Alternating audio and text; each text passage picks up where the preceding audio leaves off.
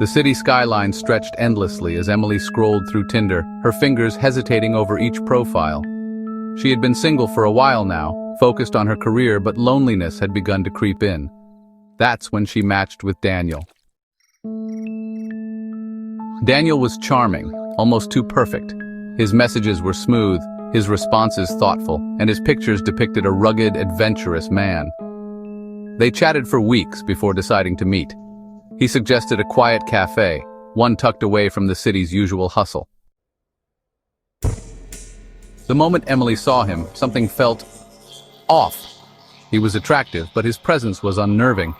His smile never quite reached his eyes, and his gaze lingered too long. Still, she ignored her gut feeling. He was polite, engaging, and she couldn't shake the allure of his mystery. Their dates grew more frequent, yet with each encounter, Emily noticed peculiar things. He avoided talking about his past. He never spoke about family. When she mentioned looking him up online, he brushed it off, saying he preferred keeping a low profile. Then there were the odd moments. His laughter at things that weren't funny, his habit of suddenly appearing where she was without prior notice. One evening after dinner at his place, Emily excused herself to the bathroom. As she washed her hands, she noticed a drawer slightly ajar. Curiosity got the best of her. Inside, she found something chilling. A collection of printed-out Tinder profiles, including hers, with disturbing notes scribbled beside them. Words like too naive, potential, and worst of all, perfect subject. Her pulse thundered as she quietly slid the drawer shut and returned to the living room. Daniel was watching her closely, as if he knew what she had just seen. Yeah, just feeling a little tired. That night, she decided to cut things off.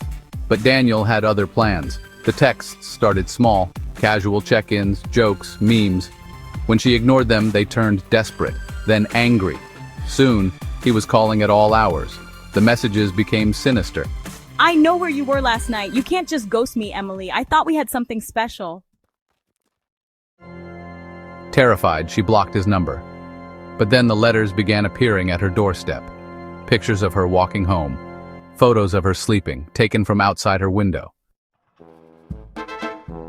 Emily moved. She changed her number. She even took a break from social media, but Daniel always found her. One night, she returned home late from work, exhausted and on edge. As she unlocked her apartment door, her stomach dropped. The door was already open. Inside, her living room was untouched, but something felt wrong. The air was too still. Then she saw it. Her bedroom door slightly ajar, a shadow lurking behind it. She ran. She didn't stop until she reached the police station. The officers took her seriously, finally tracking Daniel down. He had an extensive history, multiple identities, previous stalking accusations, and a dark past involving missing women. They arrested him, but Emily never felt truly safe. Even behind bars, his last words haunted her. I'll always find you. Years later, Emily still checks over her shoulder. She deleted every dating app, changed her habits, and never lets her guard down. Because deep down she knows he wasn't lying.